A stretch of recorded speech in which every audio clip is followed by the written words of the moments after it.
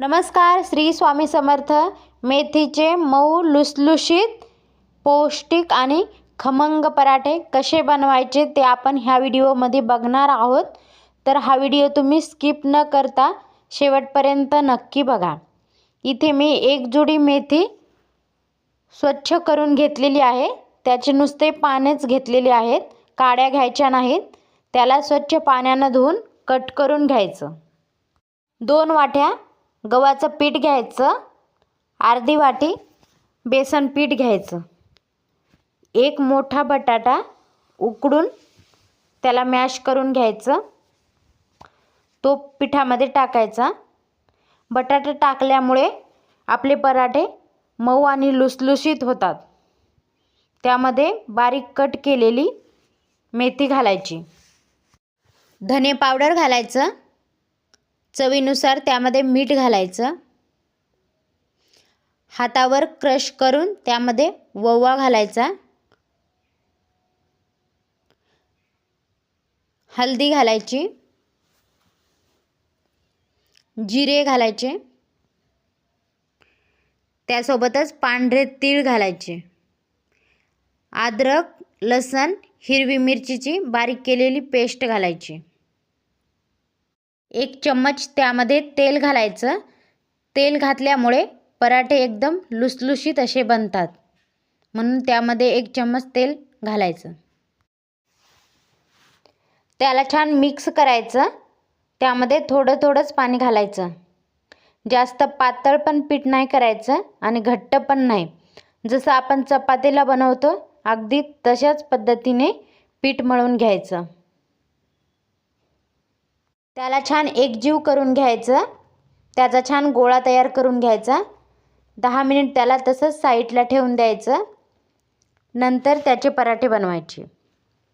10 minute झाले की नंतर एक गोळा तोडून घ्यायचा. त्याची एक पारी लाटून घ्यायची. त्यामध्ये तूप किंवा तेल लावून घ्यायचं. इथे मी त्याला तूप लावून घेतले. तुमच्या आवडीनुसार तेल किंवा तूप लावू शकता. त्याला फोल्ड करायचं. नंतर त्याला वरतून पण तेल लावून घ्यायचं. पुन्हा त्याला फोल्ड करायचं. पीठ लावून त्याचा आपल्याला हवं त्या आकारामध्ये पराठा लाटून घ्यायचा.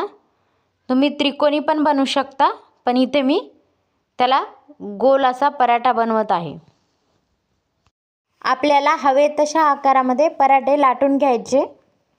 अगदी याच पद्धतीमध्ये सगळे पराठे लाटून घ्यायचे. तवा छान गरम झाला की त्यावर थोडंसं तेल टाकायचं. नंतर पराठा टाकायचा. पराठा छान खालच्या साईडला शेकला की वरतून थोडंसं तेल किंवा तूप टाकायचं. त्याला उलटण्यानं पलटी करून दोन्ही साईडकून तेल लावून घ्यायचं.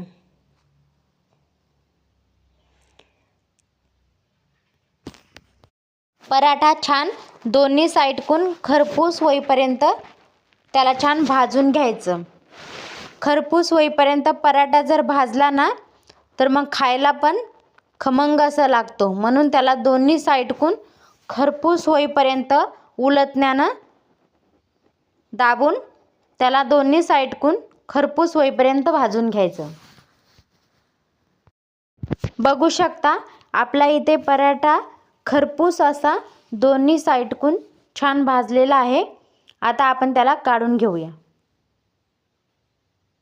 अगदी याच पद्धतीने सगळे पराठे छान दोन्ही साईडकून खरपूस होईपर्यंत भाजून घ्यायचे.